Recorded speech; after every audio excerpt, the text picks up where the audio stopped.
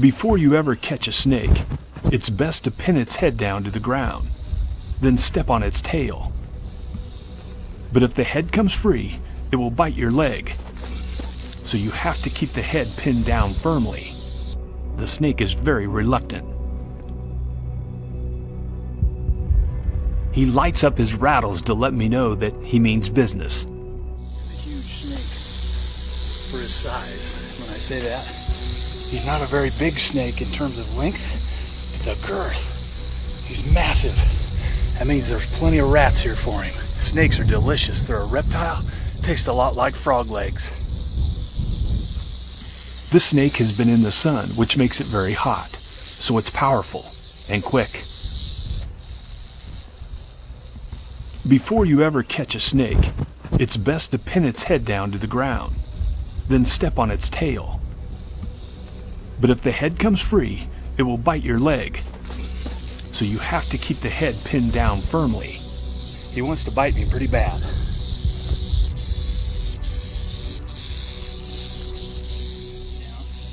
But what you have to watch out for is if he gets his back of his body around like a stump or a stick or something, it gives him leverage, and he's built out of nothing but muscle. So he can pull back when you grab a hold of him. So if he does that, and you don't feel your grip slipping, get your hand out of there. See him pull like that?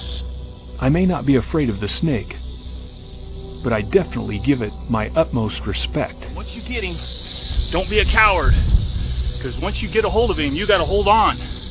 Otherwise, he'll twist and get you. Oh, God. All right, the tricky thing about a snake like this is you want to pin, get him perfect behind the head. That way he can't twist on you. All right, God, look at the size of that thing. That is a freaking monster rattler. Holy crap.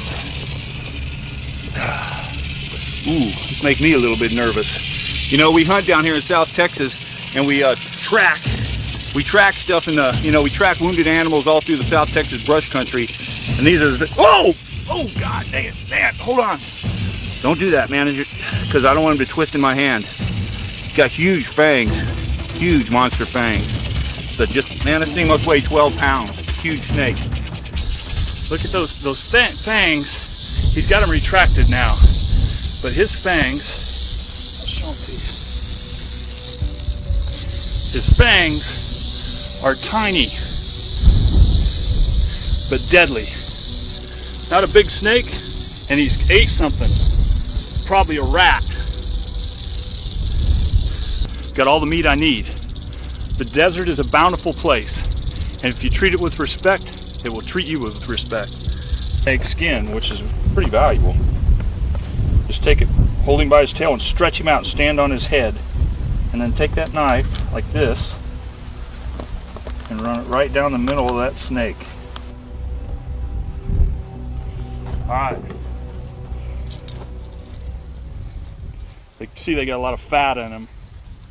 Stuff that is good and nutritious for you if you need to stay alive in the desert. This is a female. You can see her eggs. She won't be laying these, but you could eat the eggs. You could eat all that fat. You should probably stay away from the intestines and the liver on the snake, but eat the eggs.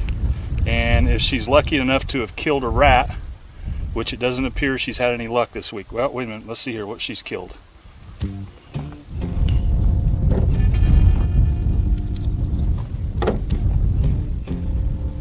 Yeah, she killed a rat, but it's too far along digested to do you any good if you wanted to eat it. So that's the insides of the snake, what you could eat.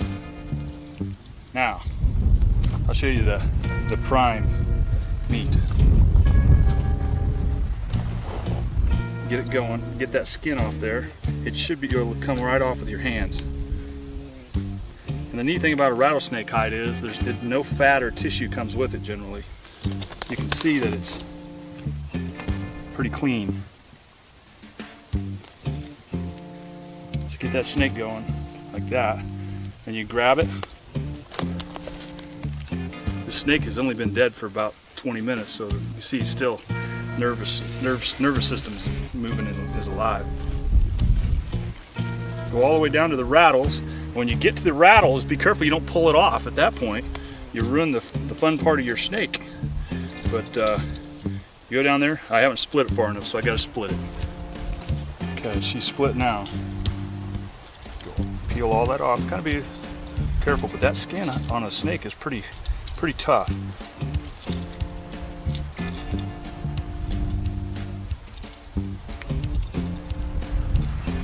All right, all the way down to the rattles, like so. And then you cut the rattles off.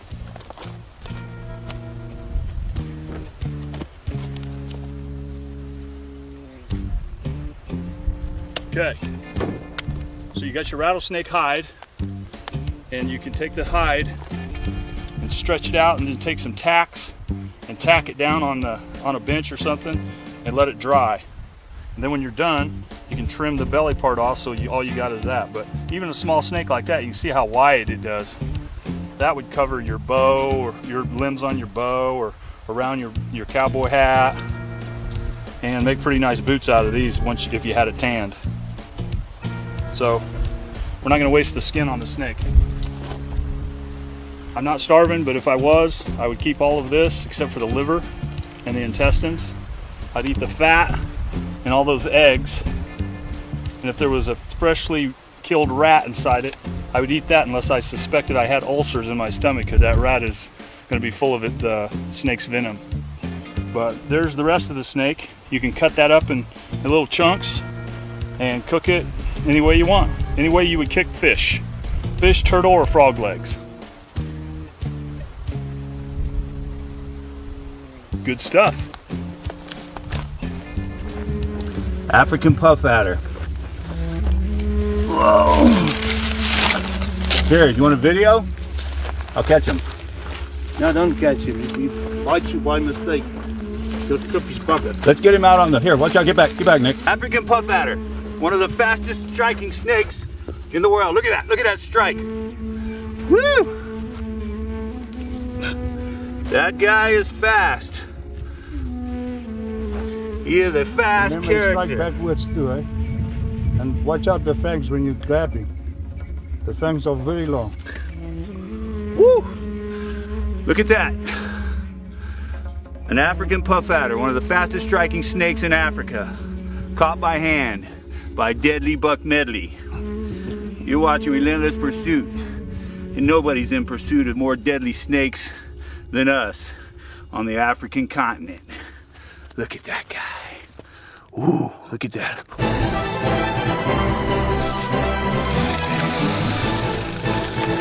at that. Whoa.